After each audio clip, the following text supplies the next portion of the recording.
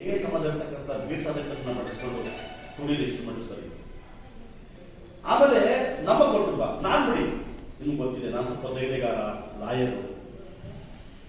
ನಾನು ವಡ್ರಳ್ಳಿ ಗ್ರಾಮದ ನೀರು ಕುಡಿದು ಅನ್ನ ತಿಂದು ಬೆಳೆದಿರ್ತಕ್ಕಂಥವ್ರು, ಸ್ವಲ್ಪ ಧೈರ್ಯ ಜಾಸ್ತಿ.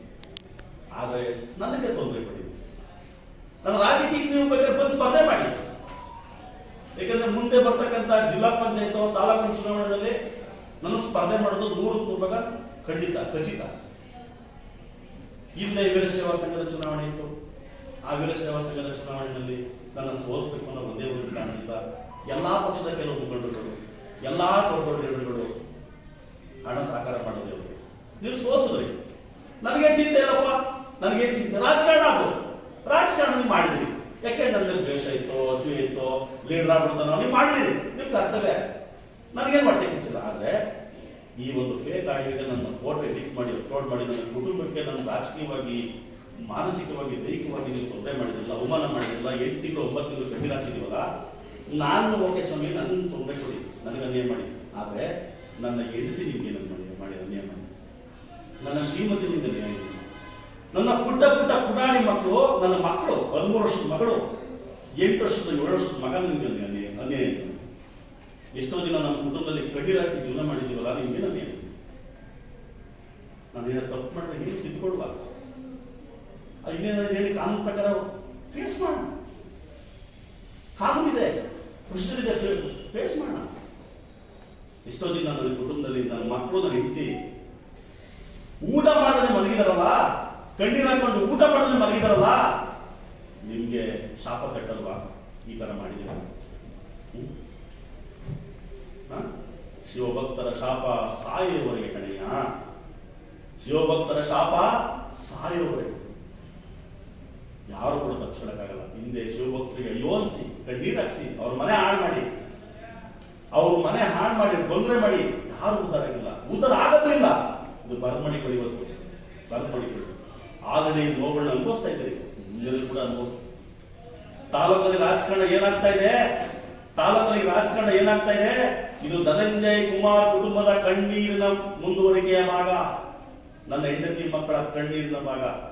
ನನ್ನ ಹೆಂಡತಿ ಮಕ್ಕಳು ಸುಮಾರು ವಾರಗಟ್ಟಲೆ, ತಿಂಗಳಗಟ್ಟಲೆ ಊಟ ಮಾಡಿದ್ರೆ ಮನೆಗಳಲ್ಲಿ ಬೆಳಗಾನ. ಆ ನೋವು ಕಣ್ಣೀರು ಚುಚ್ಚುತ್ತೆ. ನೀವು ಇವತ್ತಲ್ಲ, ನೀವು ಸಾಯುವವರೆಗೂ ಯೋಚನೆ ಮಾಡ್ತೀರಿ. ಆ ಕುಟುಂಬಕ್ಕೆ ಕಣ್ಣಿದಾಕ್ಸಿದ್ದೀವಿ, ಲಿಂಗಾಯತ ಕುಟುಂಬಕ್ಕೆ, ಶಿವಭಕ್ತ ಕುಟುಂಬಕ್ಕೆ. ಯಾಕೆಂದ್ರೆ ಶಿವಭಕ್ತರ ಶಾಪ ಸಾಯುವವರೆಗೆ.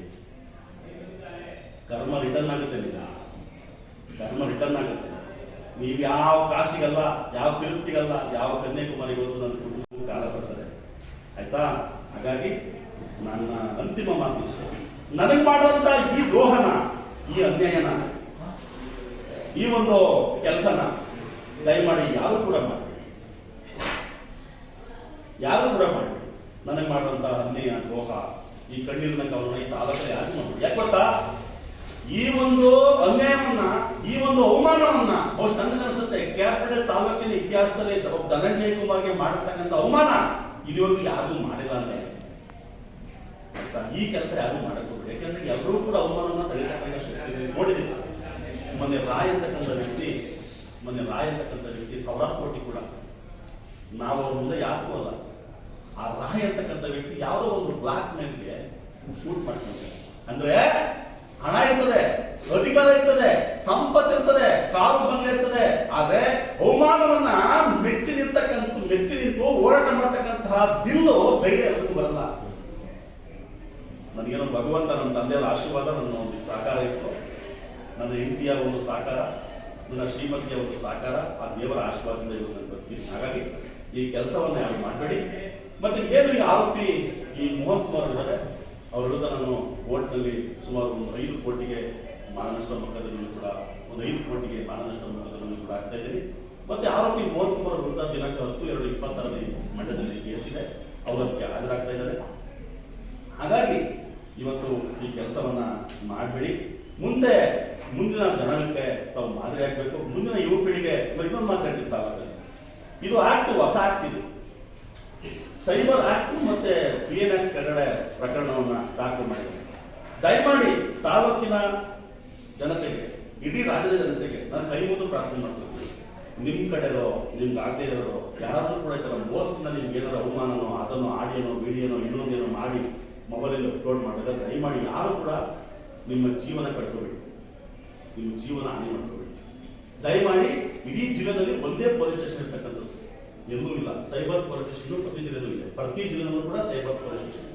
ಆಮೇಲೆ ತುಂಬಾ ಸಿವಿಯರ್ ಅಫೆನ್ಸ್, ಕೋಟಿಗಟ್ಟಲೆ ದಂಡ ಆಗ್ತಾರೆ ಮೇಲೆ, ಮಹಾರಾಷ್ಟ್ರ ಮೊಕದ್ದಮೆ ಮೇಲೆ ದುಡ್ಡು ಕಟ್ಟಬೇಕು, ಮತ್ತೆ ಕನ್ವಿಕ್ಷನ್ ಒಂದು ಆರೋಪ ಸಾಬೀತನ್ನು ಮಾಡಿಸ್ಬೇಕು. ಟೆಕ್ನಿಕಲ್ ಎವಿಡೆನ್ಸ್ ಇದು, ಟೆಕ್ನಿಕಲ್ ಎವಿಡೆನ್ಸ್, ಥಿಯರಿ ಎವಿಡೆನ್ಸ್ ಅಲ್ಲ ಇದು, ಪಟ್ಟಂತ ಸಿಗುತ್ತೆ ಎವಿಡೆನ್ಸ್. ಯಾರು ಕೂಡ ದಯಮಾಡಿ ಆ ಒಂದು ಕೆಟ್ಟ ನಿರ್ಧಾರ ತಗೋಬೇಡಿ. ಒಂದು ಹೇಳ್ತಾರೆ ಅವಮಾನ, ನನಗೆ ಯಾವ ರೀತಿ ಅವಮಾನ ಮಾಡಿದರೆ ಆ ರೀತಿ ಬೇರೆ ಯಾರು ಅವಮಾನ ಮಾಡೋದು ದಯಮಾಡಿ ತಕ್ಷಣ ಸೈಬರ್ ಸ್ಟೇಷನ್ಗೆ ಕಂಪ್ಲೇಂಟ್ ಕೊಡಿ, ಅದನ್ನ ಡಿಲೀಟ್ ಮಾಡಿಸಿ, FIR ಮಾಡಿಸಿ, ಚಾರ್ಜ್ ಶೀಟ್ ಮಾಡಿ, ನಿಮಗೆ 100% ನ್ಯಾಯ ಸಿಗುತ್ತೆ. ಆದರೆ ಯಾವುದೇ ಕಾರಣಕ್ಕೂ ಈ ಮೊನ್ನೆ ರಾಯ್ ಅವರು ಮಾಡ್ಕೊಳ್ಳೋಂಥ ಇನ್ಸಿಡೆಂಟ್ ಆಗ್ಬೋದು, ಇನ್ನೊಂದು ಇನ್ಸಿಡೆಂಟ್ಗಳಾಗ್ಬೋದು, ಇನ್ನೊಂದು ಯಾವುದೇ ಕಾರಣಕ್ಕೂ ಮಾಡ್ಕೋಬೇಡಿ ಅಂತಕ್ಕಂಥ ಮಾತನ್ನು ಹೇಳ್ತಾ ಮಾನ್ಯ ಪತ್ರಕರ್ತರಿಗೆ ಕೈ ಮುಗಿದು ಪ್ರಾರ್ಥನೆ ಮಾಡ್ಕೊತೀನಿ. ಇದು ಬೇರೆ ಪ್ರೆಸ್ ಮೀಟ್ ಅಲ್ಲ, ಇದು ಬೇರೆ ಯಾವುದೋ ರಾಜಕೀಯ ಪ್ರೆಸ್ ಮೀಟ್ ಅಲ್ಲ.